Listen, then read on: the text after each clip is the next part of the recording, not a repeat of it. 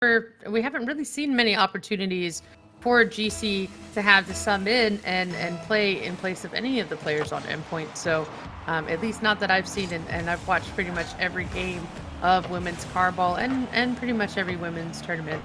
But I'm curious to see how she will do on the pitch. I hope she will get a chance to shine bright, like not a diamond, but instead like an SSL on this pitch. And I mean, if you're going to do anything different, I would say now's the time to start going for demos on Courtney.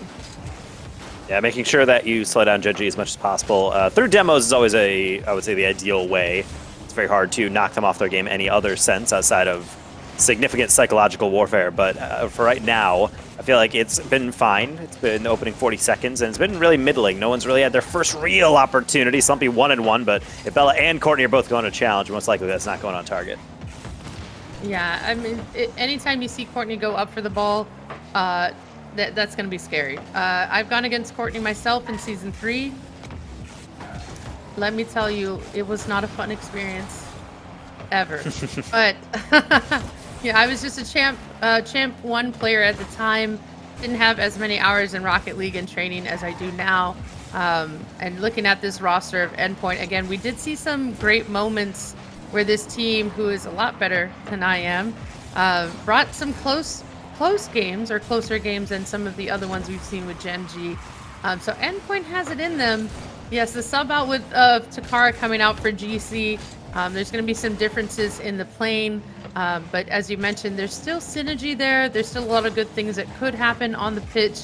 So I'm curious to see what really happens. But yeah, because of the game advantage, we are starting technically at game 2.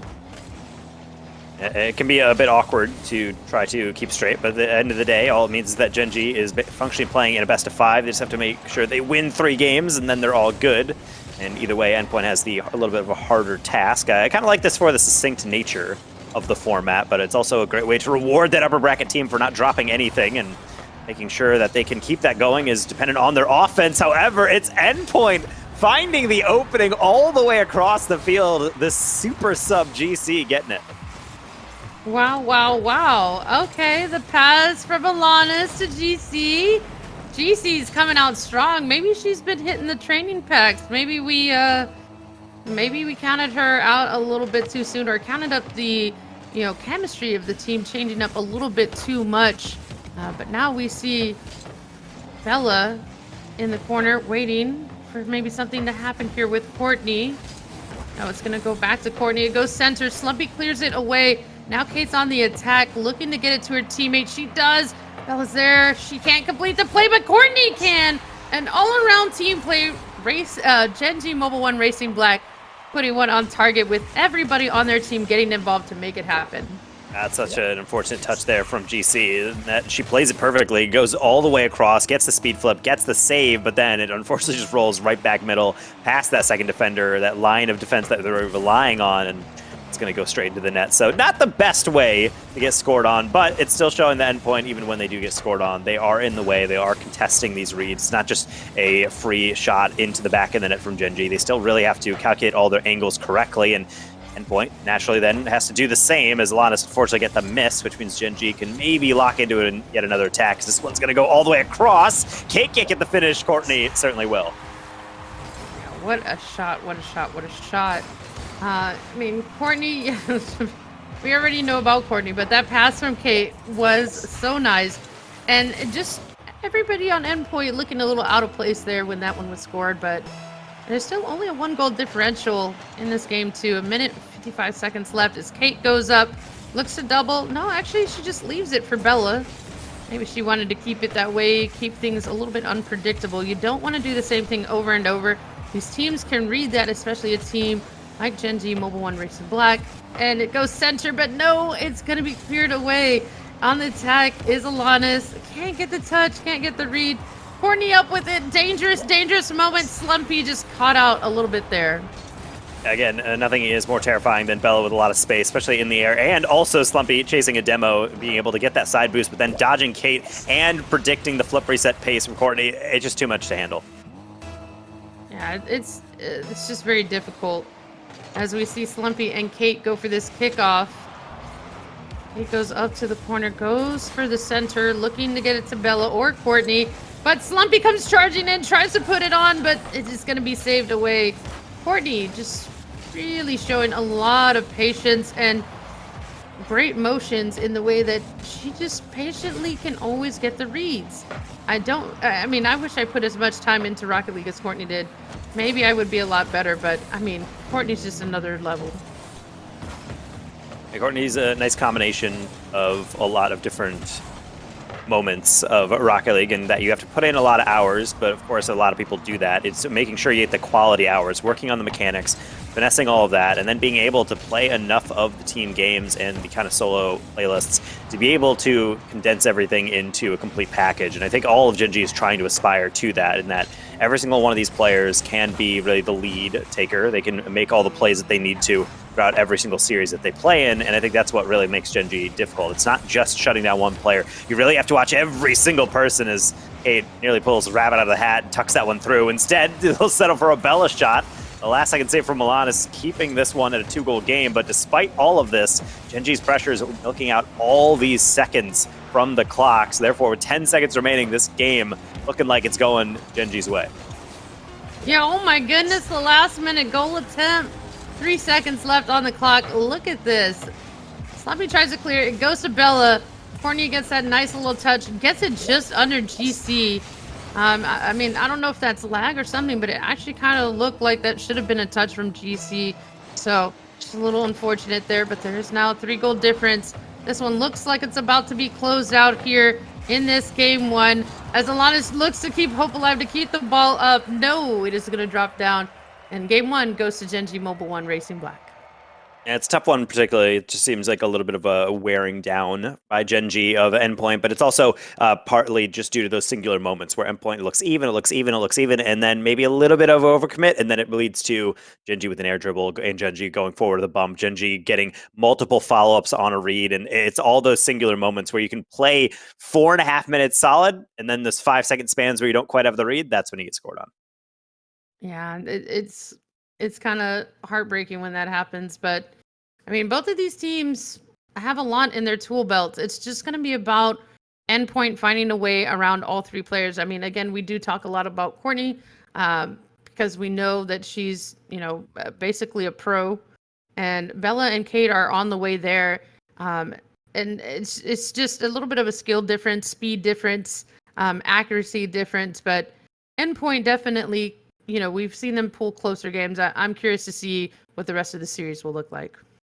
For the first part, I think from Endpoint is, one, it's getting used to a new third, because again, they do have the sub in. That's one thing we want to specify about this squad. But on top of that, it's making sure that, okay, well, if you have a new sub in, it's not necessarily just saying, well, everyone plays the same, because you have different play styles. The way that Takara plays is not the same way that GC plays. So therefore, when you do have that in, you have to figure out, okay, how fast can we go and how coordinated can we be in this new format? And if we can't just play normally, then we need to adapt on the fly, because the most difficult part about Rocket League, especially in a format with no timeouts or even without, is that you have about a minute in between games, and outside of that, you are just right in the thick of it. And speaking of, Courtney is wasting no time with an air dribble. 5 seconds in, Gen.G with the lead.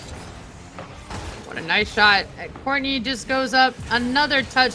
Slumpy gets the read before the second touch hits, and that little tap up just gets it just past her, and already 5 seconds in. 5 seconds has got to be the fastest that I've ever seen for a kickoff goal, but I wouldn't be surprised here if it continues in this sort of fashion. As we see, Bella goes with 50 there against Alanis off the wall. Kate centered it, gets a court, and it's going to be a goal. Court Beast for the win there. What a nice shot. Endpoint memeing a little bit there. What a saving each other within their chats, but part of it is just because this ball is coming out. GC creeps up a little bit too far and realizes halfway through that aerial, this is actually probably going to go in my net if not careful. Goes right over the top, and it's a good finish from Gen.G, but again, Endpoint, they want to creep up, they want to play offense. You don't want to just be caught on the back foot the whole time, but sometimes it's fine if you absorb pressure and wait for your moment. It's not always too good to be able to creep up that far and leave your goal unprotected. You don't want to leave your goal protected out there when you have...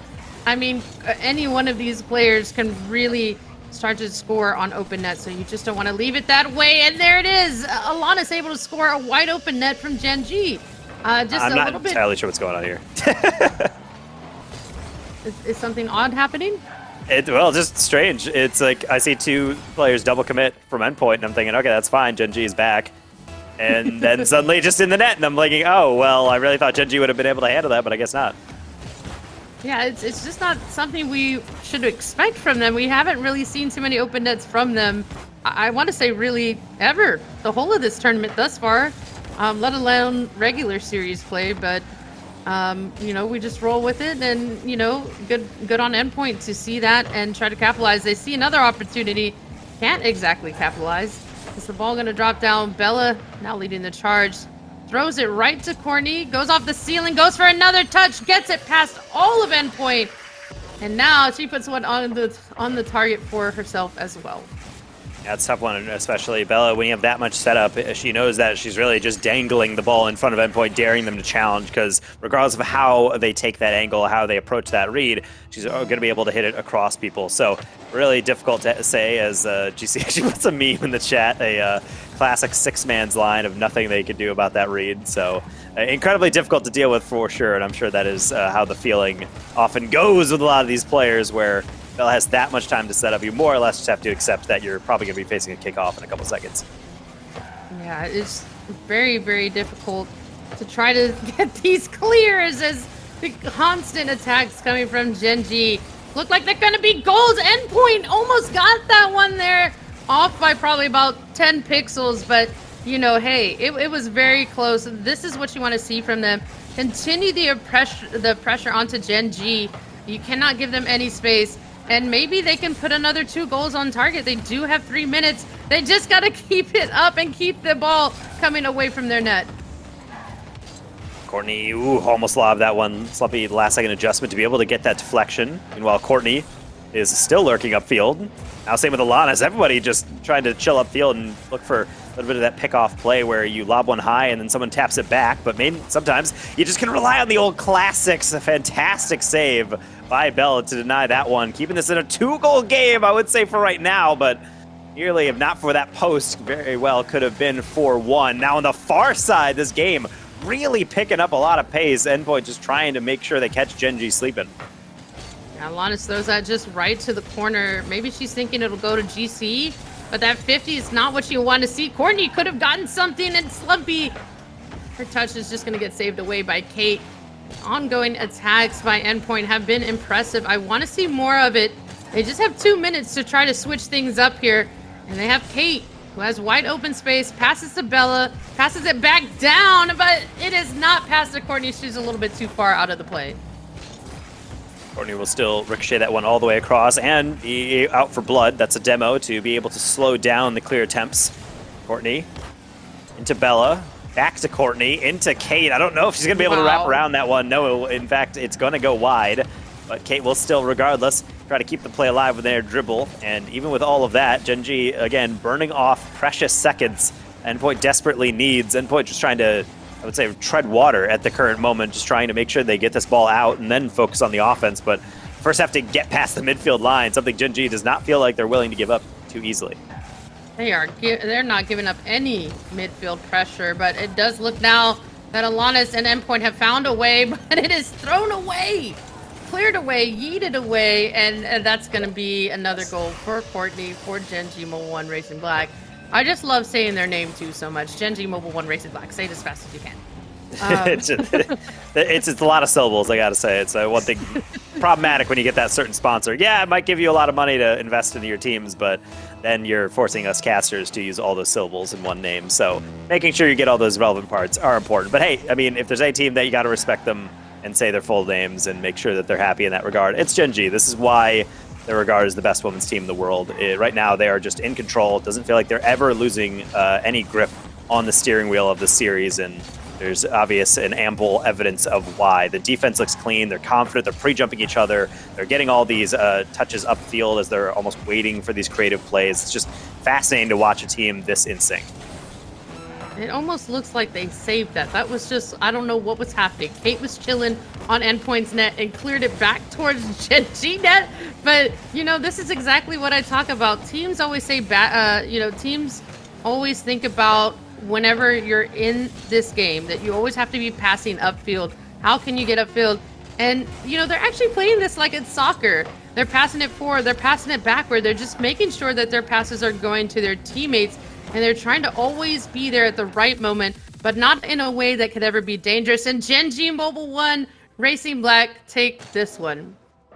Moving on to match point in the grand finals, something that, you know, is something we're familiar with saying, as Gen.G has won pretty much every single international competition they've been able to enter in throughout that WCB season up until the end. And even now, when we are in, I would say, technically the off season, clearly they're not lacking for hours or skill. The coordination is still there. They're getting all the passes off. And even when Endpoint has those moments where you're saying, man, offense is looking pretty good, now they're starting to get a little bit going forward, it seems like it's just so fleeting. It's pretty much, if you don't get that first shot off, it feels like it's just immediately back in your half. Yeah, I mean, you got to think about synergy, right? I mean, the way this team plays together so gracefully. Gen.G has been together for quite some time, and they're all friends. Both teams have, you know, that friendship relationship amongst their teams, which I think really makes for really great comms, as well as really great confidence and trust in each other. It's just that Gen.G has been putting in that time, putting in a hell of a whole lot of hours. Whenever you watch any of Bella's streams, she's constantly grinding six mans. So is Courtney. I can't speak to Kate because I don't believe that she streams, so I don't really get to see what she does much when it comes to her off time away from the team. But it's incredible to see what they've done. And the Gen.G Mobil1 Racing Black team has been together for quite some time. Courtney and Kate were teammates in season 3. And then Courtney and Bella became teammates in season 4, stayed together, and got Kate back here in this season.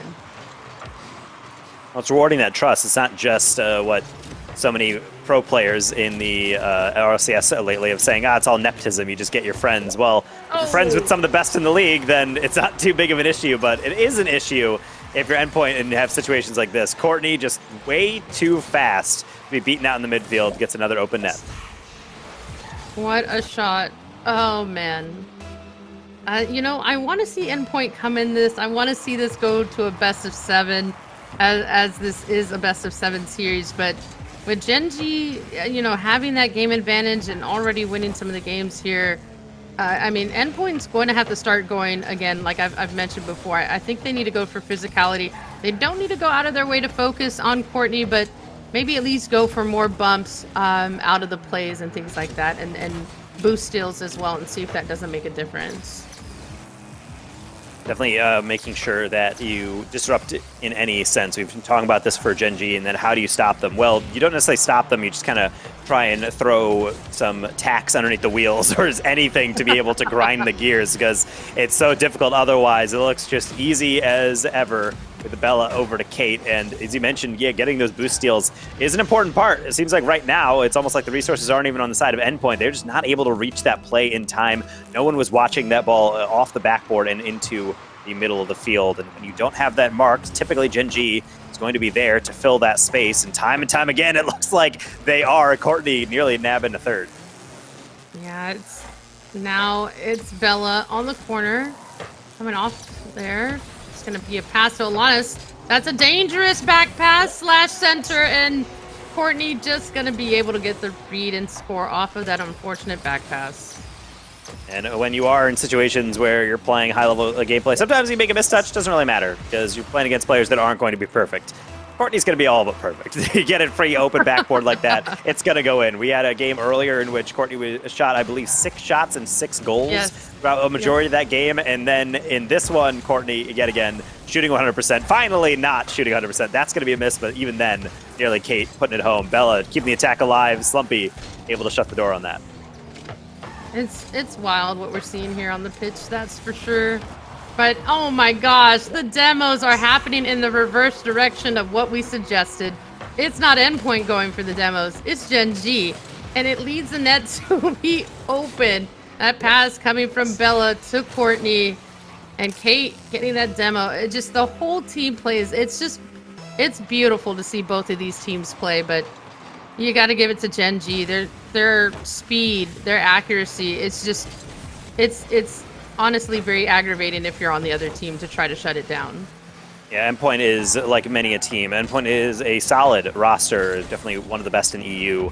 by the sheer metrics, if not just for the fact that their socials are so entertaining. But either way, this is the common issue that you run into facing against a team like Gen.G, in that they're all mechanical. They can all put you in awkward positions, and sometimes it doesn't need to be involved with, I would say, the full team play. Sometimes it's just Courtney get an unexpected angle. Yeah, I mean, what a shot.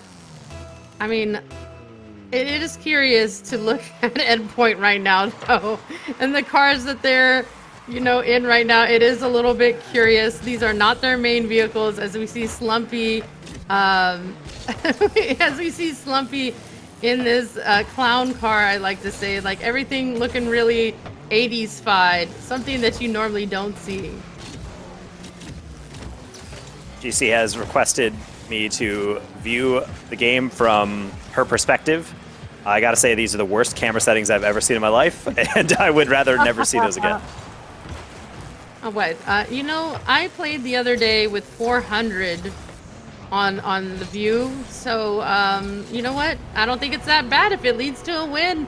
I mean, playing the Takumi and play as close as you can to the Takumi with the camera, and have the ball just be, have the camera for the car be as close as possible. I think it's kind of fun. It's pretty bad. I'm not entirely sure the director cam picks it up within the broadcast. More or less, it is just a camera super low to the ground, super zoomed in with probably the minimal amount of FOV. So it is just a really tight perspective you're getting on the ball. No wonder these reads are so difficult to get. Can't really say the same about Gen.G. They're only business. Like I said earlier, Courtney had a game in which she was 6 for 6, 5 for 5, whatever. And here it is, 5 for 5 yet again in the grand final, potentially the grand final winning game. Yeah, it's looking like another Takumi kickoff, though, but are we going to be sending Endpoint to a place they've never been? Well, possibly. It looks like we're going to Brazil. It looks like we are giving out passports. Endpoint has gladly been shipped from England off to Brazil. It looks like yet again we see GC going for some really fun camera settings as she tries to get another goal for her team. Slumpy with the back pass. This is actually a great opportunity, and she dunks him. Okay, you know what? She's making fun of these camera settings, and she's having fun with it, but she's continued to score. She scored twice now, so hey, keep it up.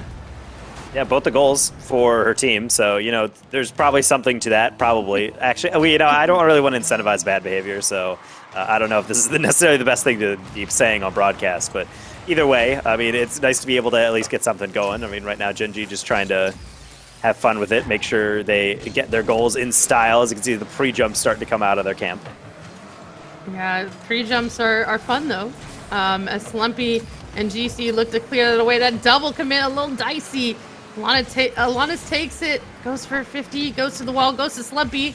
That bang gonna go far, and Kate misses that. That's interesting. I guess I would have assumed she would have gotten that. Alanis could have had that touch. It would have been a difference of another goal, but it's now Kate on the attack, trying to find a way to get it over GC.